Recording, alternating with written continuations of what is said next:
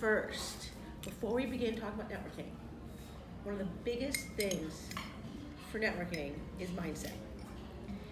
You can have a terrible day, a hectic day, a wild day, and then you have to like switch off and go into networking. So we're gonna do 3 little exercises to help introduce you to ways to kind of shift your mindset right away. First one is pretty straightforward, it's just breathing. So we're gonna do 5 breaths, and we're just gonna do them. You're gonna breathe in, you hold, breathe out, you hold, and it's just gonna be 5 breaths. Okay, ready? Breathe in, hold, breathe out, hold, breathe in, hold, breathe out, hold, breathe in, hold, breathe out, hold, breathe in, hold, and breathe out. That is just a reset. It's five breaths. It probably takes 30 seconds. It's a way to just kind of interrupt your train of thought so you can enter it. Even when I say it, even when I start talking about it, by the end I'm a little more subdued when I talk about it. So it's just one of those things that's helpful. Another one is silly, and we're gonna do it together. This is actually Doug's idea from like almost a decade ago. To do something just to kind of get you out of it.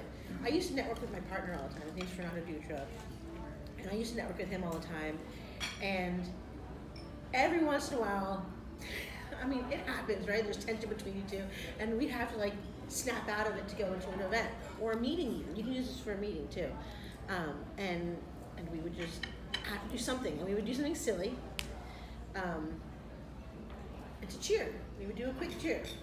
It takes like 10 seconds to do the cheer, and it's just a way to just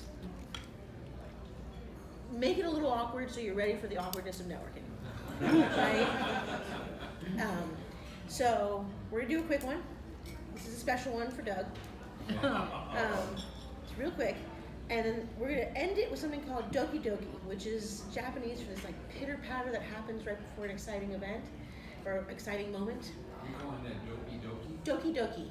Doki doki. Yep. Doki doki. Yep. No, I haven't. Yep. Doki doki. So we're gonna say, I'm gonna say, give me a G, give me a W, give me a G, and then we're gonna say, what does that stand for? Go Wilder, go. And then we're gonna go doki doki. Are you ready? All right, I'm ready for this. Here we go. Give me a G. G. Give me a W. W. Give me a G. G. What's that stand for? Go. Wilder, go. Doki doki. Woo, that was fantastic. Oh my gosh, that was fantastic. I did not expect that. That was an incredible participation.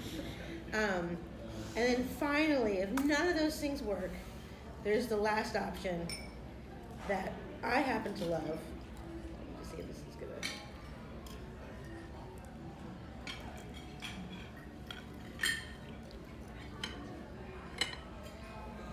Last option is to find your song. The one that sets you up, that gets you ready, raring to go. Some people do Eye of the Tiger. That's a very popular one. This happens to be mine. I don't know if everybody recognizes it. Queen. Yep, it's my song. I also do this before I ask for a raise before. When I was working for somebody else, I listened to this before asking for a raise. Like, all right, I'm ready for it. Just a little bit. And then boom, I'm ready for it. All right, now we're ready. We're ready to go. We're ready to talk about networking. Once you get that mindset, everything else is a breeze. It's just a matter of kind of getting used to things. So I have some scenarios in here, 5 scenarios. They kind of loop back and forth because if I go to an event, for instance, I'll go to an event that has social side, like a happy hour, they don't have speakers, and it'll have a trade show all rolled into one. So this might not be separate events, it might be one big event. But we're gonna go through the trade show, the speaker scenario, the social, the meal, and the booth. And the booth kind of circles back to the trade show again. The trade show. Who goes to trade shows? Okay, so trade shows are an interesting match because Well, lawyers are unexpected, right? You go to them and they're like, what are you doing here? And I get that all the time. It's great because you're special, you're memorable. And if you pick a, so let's say you have like one of our niches is in the amusement industry. So I go to a lot of amusement industry trade shows. Like I went to something called IAPA, and I ended up with, let's see, I have it here, like a total of 44 leads from one event. How many? 44. 44 leads. 44 leads from one event, and then you just follow up with them. But you go to a trade show. First you can do, this is all dependent on how much prep time you have. You can look online oftentimes and see what the list of vendors are. So you can see if there's someone you want to target. And we can't be salesy. This is critical. I mean, just emphasize this. Never sell, particularly never sell like a timeshare salesperson. The person that never lets you leave. And you're just like, I'm done. And you're just trying to leave and they just don't do it. Just be yourself. That's something else that Doug taught us 10 years ago when we first started networking. Networking for me was super awkward. I was super awkward. I'm terrible at small talk. I'm still terrible at small talk, but I would be just uncomfortable out there, and I would always dress in a suit, which was uncomfortable for me. Clearly, it's not what I wear. And then I'd walk around thinking I have to act like what I thought an attorney had to act like, which was just not my personality. And then we talked to Doug for a while, and I was like, have you tried being yourself? And we're like, no, I have not tried that. Are you giving me permission to just be me? And it just opened up the door. You get to be you. It's not exhausting. You get to embrace, like, patent attorneys in general are just kind of weird. We're just a little quirky. And we embrace that. And it's great because I can just be a little strange when I'm out and about, and people are receptive to it because it's so authentic. If you're your authentic self, people are just going to be receptive to it. Once you get to the event for a trade show, strategize. Strategize the show floor. The bigger the show floor, the more you have to strategize to make it make sense. Because otherwise you're just going to ping around randomly and then you're not going to hit most of the booths. So one of the best ways to do it is to pick a side and just kind of do the caterpillar through it. That's one way to do it. The other way is to target the ones that I mentioned. You look online, you're like, all right, I'm going to target these 5 booths and reach out to them and just go up to them and talk. A critical thing to talking to people at booths is that you want to talk to decision makers. Because I mean, unless your target is something else, unless you're trying to get you're trying to meet the salesperson, whoever you're trying to meet, typically you want to meet decision makers, right? You want people that can have the authority to make a decision on whatever you might be able to provide. So that's one thing you want to do, and sometimes that takes a little research too. For instance, I'll talk about IAPA again because it's so big. It's 4 days long, and people that are decision makers only show up for the first day or so. So last year I left the booth, and I went around for 2 days at the end, and nobody was there. So it was one of those things you have to kind of figure out what the tempo of the trade show is. Very practical side, when you're at a trade show, be comfortable. I wear comfy shoes. I wear sneakers when I go. I'm wearing sneakers now. I wear bright sneakers so it's not it's memorable and again, a little quirky for me. But if you're wearing heels, that's gonna be a rough day. It's just gonna be a rough day. I mean, I think I walked 10 miles at IAPA one day because I did my little thing, and if I didn't wear sneakers, I would have just stopped, just sat down. So those are the kind of practical tips there, and stay nimble, right? Also, don't stay too long at any one booth unless that booth is being very lucrative. So if you're at a booth and you're talking,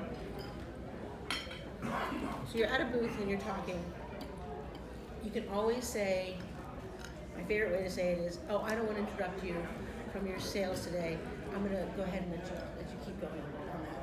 And if anybody ever comes up to the booth, always let them have that sales talk. Like just say, you can even start breaking down the barriers by saying, oh, here, meet this person, even though you just met them yourself, because then it's a warm intro, and then they get to use that introduction, and then you walk away, exchange information, but that's a good way to like warm them up and say, oh, they're really there for me, and it's just a nice thing to do, right? Some of these things are just nice things to do. Critical for all of these events. Take notes. Write things down, take notes. I have, I can show you really quickly. I have a OneNote that I use. So for every single event that I go to, I have a OneNote that I take pictures. Well, I have something here. I take notes on every single person I meet. I take pictures of their business cards, and then we log it into a CRM. I also note whether they're cold, warm, or hot. Hot leads are always followed up with a personalized email that comes from us saying it's not in the automations. It's saying, hey, we met. We have a really personal sentence or two, and say it looks like you wanted to have a meeting to follow up, whatever that might look like. Sometimes it's for lunch. Sometimes it's for a referral source. You just want to have a conversation about how you can continue your discussion, whatever that might have been.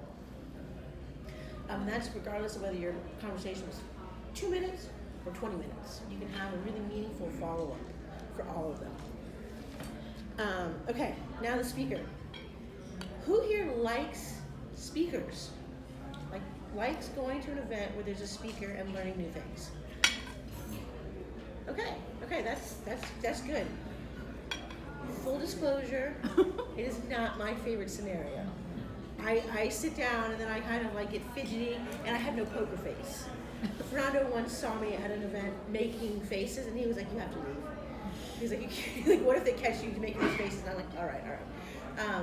So it's not my strong suit, but there are some things you can do to make speaker situations really helpful for networking, which is a little different because you're sitting down next to some people, hopefully strangers, and then you're quiet. It's like going to the movies on a first date, right? You're like, I'm sitting next to someone I don't know and not saying a single word, right? So you're sitting there.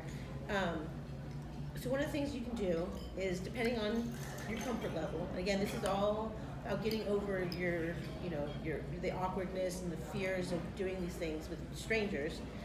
You can either do research ahead of time on the speaker and have a kind of a talking point that way ahead of time. So when you sit down, you're like, oh, are you excited to see so and so? I heard they started they started their law firm 10 years ago and they're ready to hit like $10 million. And you're like, isn't that exciting? That's a great way to do it, as far as like breaking the ice. Or you wait till afterwards. You kind of take notes. Doug is a master of taking notes at events. And then he goes, he takes notes at events, and then goes up to the speaker and talks to them about whatever. We just saw Brian Sexton, who's like the original Voice of the Jaguars. Voice of the Jaguars, yeah. And Doug, he mentioned like coaching twice, and Doug was like, and about coaching at the end. Yeah. And Doug told everyone at the table, did you hear that about coaching? Yeah, he said you needed a coach. But not in a salesy way, just a funny kind of breaking the ice kind of way. So yes, that is a good way to do things when you have a speaker. And again, I reiterate, take notes because you're just not going to remember details of the conversation. You're just not. I mean, you might be one of those people that remembers everything, and you remember faces, I know somebody actually that takes a picture of the person and puts it in there every single time. Like they do a selfie every time, right? And that's like next level. I can see doing that.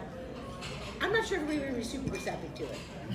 Like not everybody's ready for a selfie at any given moment. But I can see how it works, right? And you're like, oh yeah, John. Nice to see you again. Okay, now the social. Social is one of my favorites. I will pay extra at any event to go to socials.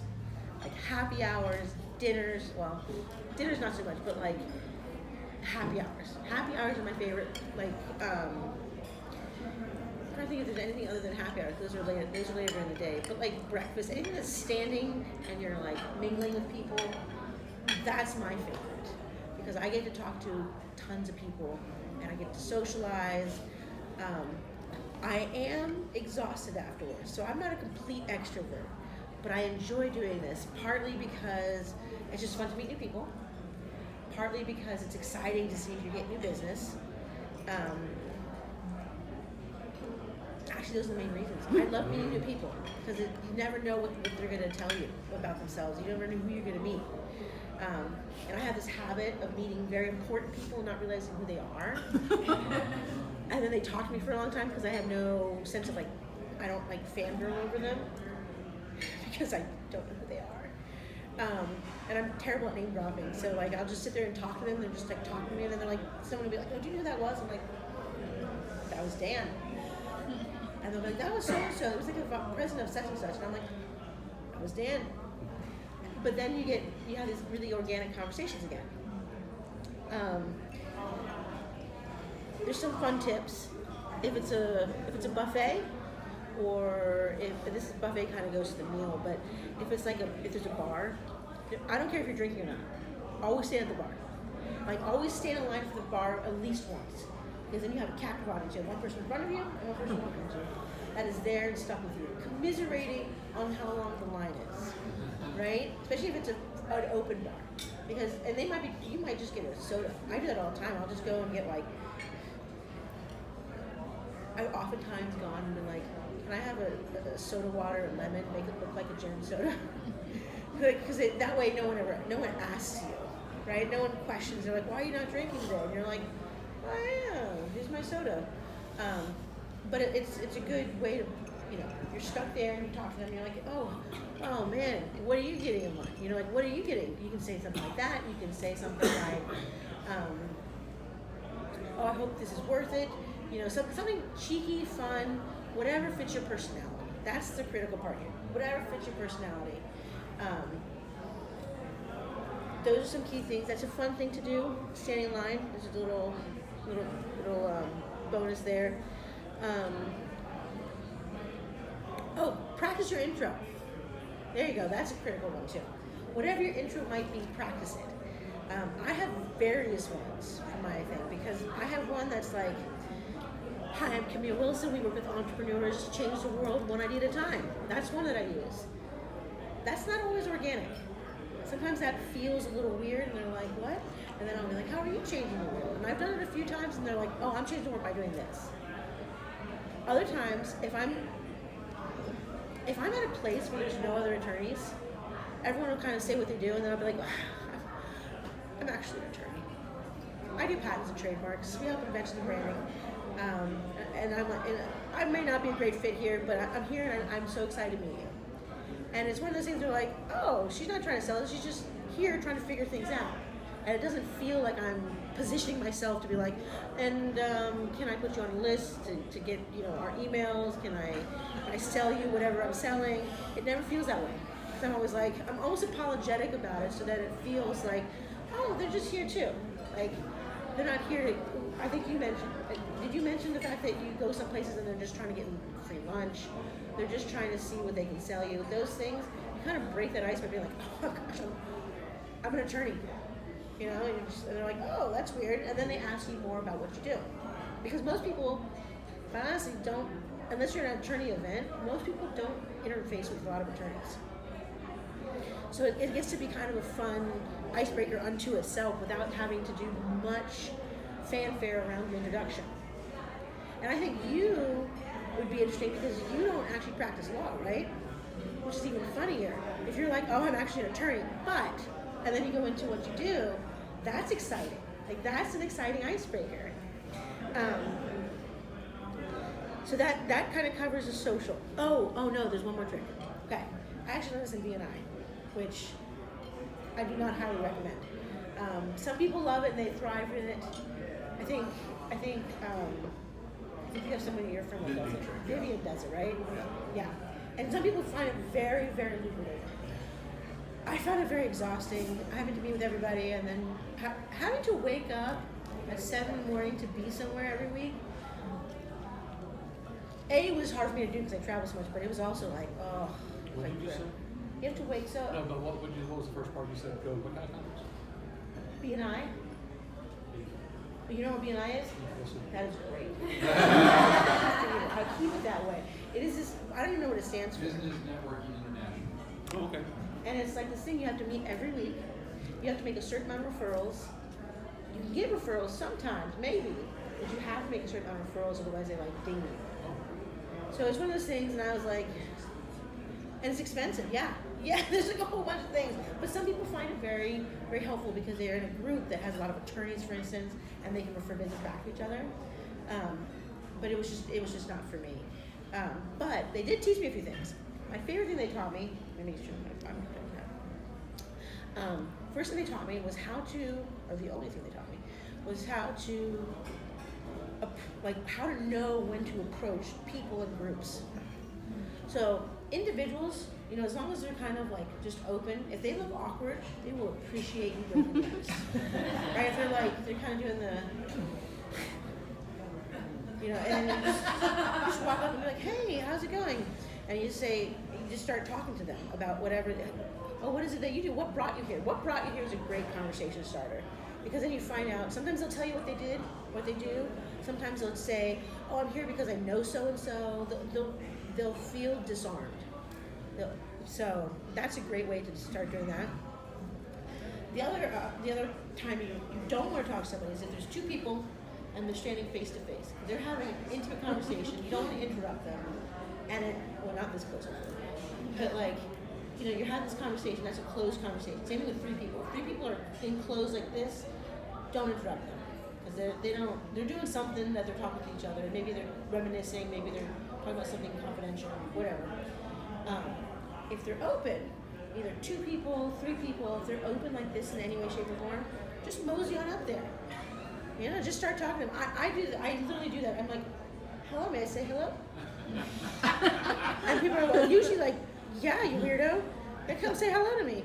And then they open up because I'm asking for permission because it sounds like it's like, oh, she's not interrupting, she's not trying to be forceful, she's just a little awkward and weird, so she has to, ask for permission first. And I'm like, yeah. But I literally do the sachet up there. And it works because people are like, oh, she's probably nice and friendly and not trying to sell me something.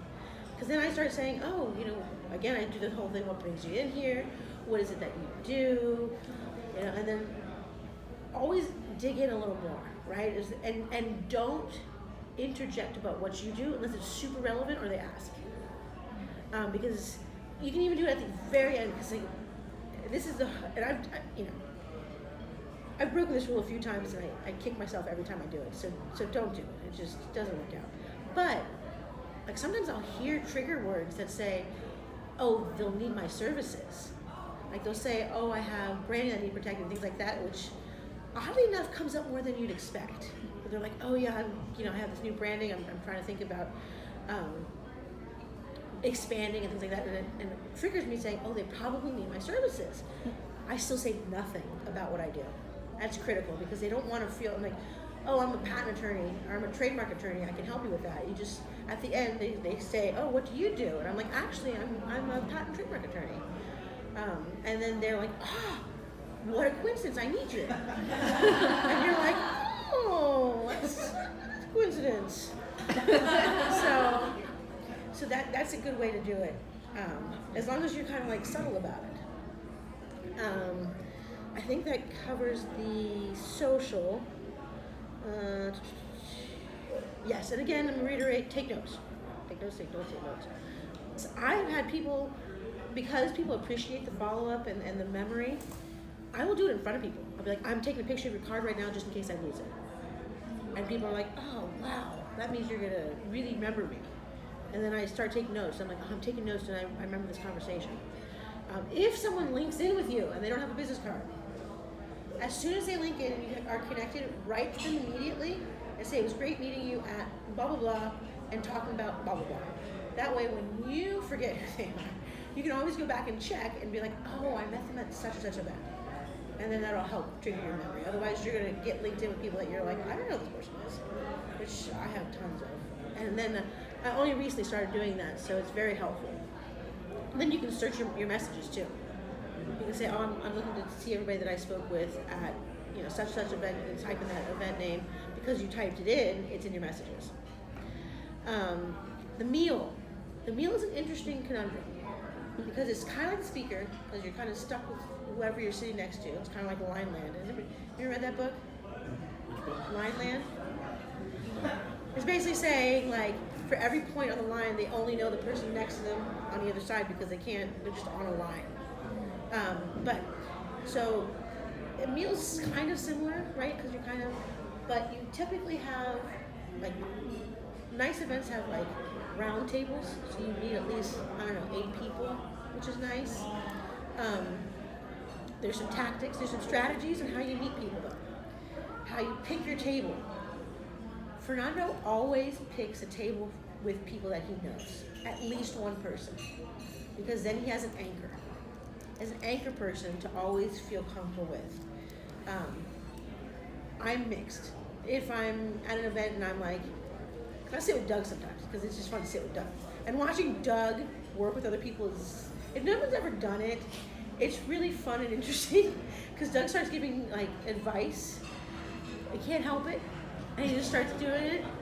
So it's always fun to watch. But I will sometimes do that, but most time I pick a table full of people I don't know.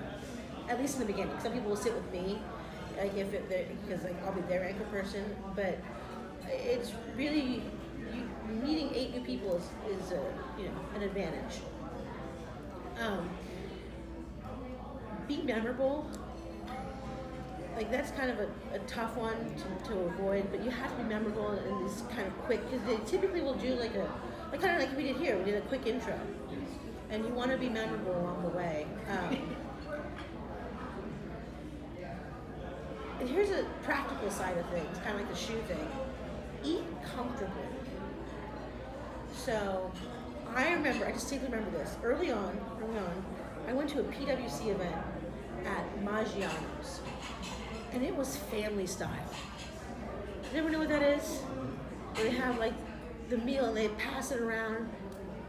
I was already uncomfortable eating in front of people, and then I had to pass around these massive plates, and I was like, I'm gonna knock something over, I'm gonna drop something, I'm gonna make... I would have been memorable, that's true. That's a good point. But I was so terrified that I was like, I'm just not eating. Nope, not eating anything. I'll eat the bread. But you want to be comfortable, so eat whatever level you are comfortable with. If you're not comfortable eating in front of people yet, start with bread. Start with something that's easy to reach. Start with the dessert that's out there, which, win-win. Start with dessert. But then work up to eating the rest of the meal. Work up to eating salads. Like, it's really kind of when they give you like really hard to eat food, like they give you the equivalent of a sloppy Joe. I will say I've gotten to the point where I'm like, whatever, I'm hungry. But if you get something the equivalent of a sloppy Joe, it's a great conversation starter, by the way. Because you're trying to eat, and then you're like wiping your mouth every single time you eat, and then you can like commiserate with the person next to you. Can you do this? I can't do this. I'm like, or you say something like, I'm gonna eat this. Please excuse me for my messy mouth for a second. And then it's, you break the ice, and again, you're memorable because you're willing to talk about how hard it is to eat this in front of people politely. So that's the meal. Let me see if I have any other notes on that one. Yeah, that's the meal thing. And then finally we have the booth. The booth is where you are stuck there. You are stuck at a booth, usually like a 10 by 10 space, maybe bigger, maybe smaller, typically 10 by 10 if you're at a trade show. You cannot move. So you have to be even more memorable. So memorable that you have to catch the attention of people walking by. Without first of all, they don't want to be sold to. I don't care where you are. I don't care if the trade show is all about being sold to. Nobody wants to be sold to. So when you're at a booth, your tactics can change. One, you have to have a booth that's at least somewhat explaining what you do and somewhat eye-catching. Attorneys aren't known for having exciting booths. I'm just not. I mean, my booth we have a 8x10 banner and our backdrop, and then I have like a 10 or 8 foot banner like this. And then we have a TV. We have TVs usually set up that kind of cycle through PowerPoints, which sounds super boring just saying that out loud. Someone say something? Oh no, that was next door. Great. But so that's what ours kind of looks like. But what I do is I'm engaging.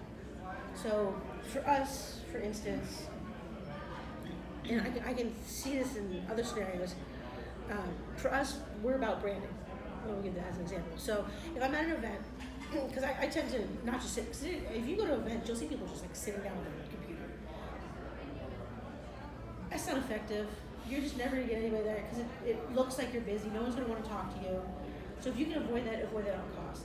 I try not to even have a chair in the booth because standing up, again to that point of the B&I thing, standing up open, people want to talk to you. You're just going to interrupt them. You can be behind a table. That's more comfortable, behind a table. I don't really like being behind a table. I like having a table to the side and then just kind of have open room so that if someone wants to talk, they can come into the booth and talk comfortably. That's kind of our strategy with booths. But what we'll do, people pass by and we're particularly at trade shows, they'll be wearing their like branded stuff. Like if they're Family Entertainment Center, they'll have their Family Entertainment Center logo, slogans all over their person, right? And when they pass, I'll be like, oh my gosh, I love it. And okay, let me clarify, I only say this when I mean it.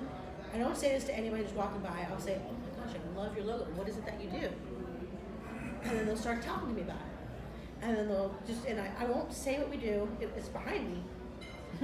But I don't say what we do. And then they'll just talk and talk and talk. And then they'll say, oh, what's your booth about? Because they tend to then look up and be like, oh, what is this? I'm like, oh, we do invention and branding. We protect it. It's like, and a lot of times I'll say, oh, I assume you did yours because it's awesome. And I can see you did. And they're like, oh yeah, we did. And then they go into the process, or they'll say, oh no, I haven't yet. Either way, they'll remember you, and you won't be salesy, and they might come back to you later. We just had one that I spoke to at length about patents, and briefly about trademarks, and then he reached out to us about trademarks. And I was like, I want to hire you for all our trademarks, despite having another attorney already that does their patent side. So it can work out if you just keep it organic and not salesy. Be authentic and never salesy. 2 critical things. If you remember that, you're going to be fine no matter where you go. But here's the key about the booth. Always have 2 people. Because then it can go back to the first part with the trade show. Because that one person can stay there and the other person can leave and do the trade show walk. Because some places mandate it, but even if they don't mandate it, always have somebody at your booth. Always, at least somebody. And then if you have 2 people, one can walk the floor. That way you can maximize the thing. Another bonus about having a booth, which is nice, do you do trade shows? You can go, so you have setup and you have breakdown. Breakdown's a little harder because people are like, I'm out. But setup can be fun because other people are trying to set up, and you can just kind of walk the floor ahead of time where everyone's they're kind of chill, they're not in the mood to sell, so that you're not going to interrupt their sales. And if you can tell, just read body language, read the room, and you can tell if they're just hanging out or if they're working actively, don't bother them. But if they're, if they look like they're just talking to each other, you can be like, hey, how's it going? How's the setup going? You get excited about this conference. It's a great way to introduce yourself to other vendors that are there. My favorite one that we did, they gave us free beer during setup. But not everybody knew about it. It just happened to be right next to our booth. So what we did is we walked the floor and offered everyone beer. that was my favorite one we did. I was like, oh, how's it going? You want some beer? And then we could just start bringing beer to everybody. And like 10 people took us up on it. Like 10 booths took us up on it. And then they came to the booth later, talked to us, and it was great. Most of them turned into leads. We have a long, I don't know if everybody else does, we have a long lead time. Like 6 months to a year is our typical lead time. So it's hard to know exactly who's going to convert and who's not. But we typically get at least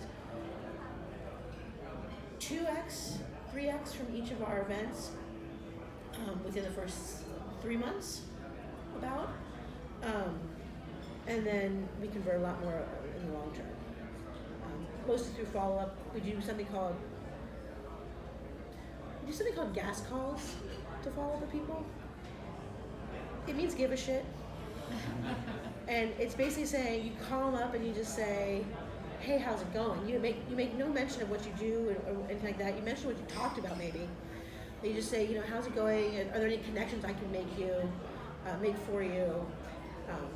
And kind of go from there. Especially if you had something that you were talking about, that's a great way to do it. Like for us, people are like, oh, I'm in the middle of trying to get prototypes. We'll introduce them to prototyping companies, and then when we call and talk to them, we'll say, oh, have you reached out to that prototyping company, or do you still need it, or how is the development of your product going, things like that. So that's a nice way to follow up, and that's how you convert in the long term. That was going through most scenarios. There's still other ones that are out there, but those are like the general scenarios. Does anyone have questions? Yeah. Do you have any takeaways for your trade booth, from your trade booths? Yes. Yes, good call. So one, giveaways. Giveaways can be fun and memorable.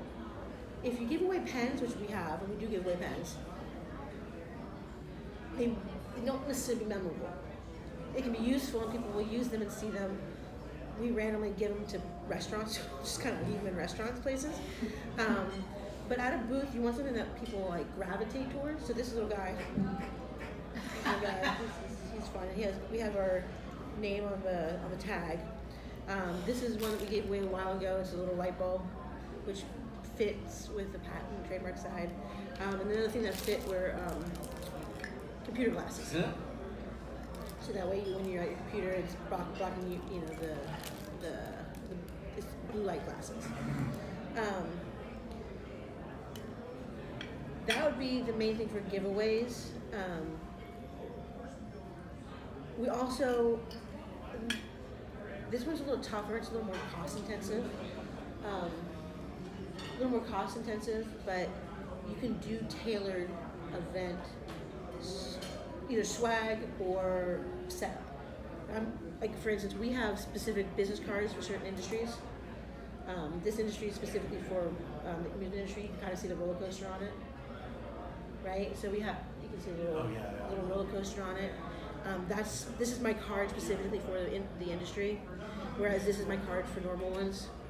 It's just kind of plain, but super bright. And just for reference, everyone at the firm has different color business cards, but they're all bright and poppy. So even this is trying to be memorable. Other things for the booth, try and draw people in by being an active speaker and listener. People can pass by. Like I can see it for, you see a family walk by, and that could be a conversation starter for someone for estate planning, right? Because anybody with kids needs an estate plan. I mean, everybody needs an estate plan. But people with kids, like, you really need an estate plan to know what you're doing, what happens with your kids, if anything would happen. Like, that's critical. So even having conversations with people that you think could be potential clients, and you don't have to say anything, again, you don't have to say anything salesy. You just say, oh, how's it going? If you're going to an event that had families, for instance, you might give away something that drew in those people. Like we gave away cotton candy one time. And that draws in families because kids love cotton candy, I found out. And they would take like 3 buckets. Of note, if you put anything on your table, people will take them. No matter what it is. Like, we've had people, we've put like things that are not takeable, and not computers, but like pretty big things, and they're like, oh, is this for taking? And they just walk by and take it, and you're like, oh, no, okay, there it goes. But yeah, is that helpful? Yes. Okay. Yeah. I don't have a question, it's a comment. I met her at an event, and she was my absolute favorite person to talk to. I'd met her for the first time. I was ready to go home, but I was like, I'm just gonna stand beside her. So she's the best person to talk about this. That was a good event, though. It was. That was a good event. That was happy hour. Yeah. So not really my hour. That's why I enjoyed talking. I had a gin and tonic without the gin. Right. That's the perfect way. Yeah. Okay. Any more questions? Okay. Thank you so much for everyone coming.